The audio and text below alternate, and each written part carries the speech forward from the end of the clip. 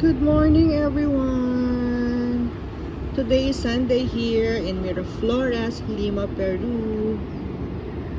Well, napakalamig ng panahon ngayon dito. Nilalamig ang lola nyo, nasa 15 degrees centigrade. So ngayon ang oras dito ay nasa 9:52 in the morning. And walang nagsisurfing, ha?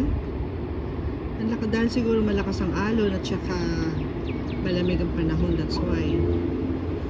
So, ito yung aking view here. View from our guest room. Ayan, walang nagsisurfing. Actually, as early as 6 o'clock in the morning may nagsisurfing na. Pero now, wala.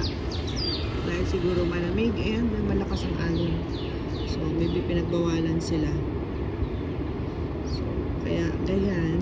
Ang lola nyo, tinatamad mag-walking, mag-jogging. Ayan sila sa baba, may mga nag-jogging pa rin.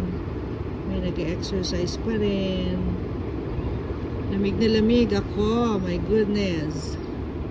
Tsaka baka madulas ako, maambon eh. It's drizzling.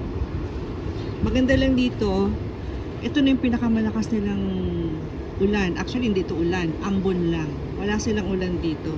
Ambon-ambon lang talaga. Kaya, ayan. Kahit summer nila dito, ang summer nila starts from December until March. Pinakamataas nila dito is nasa 27 degrees centigrade.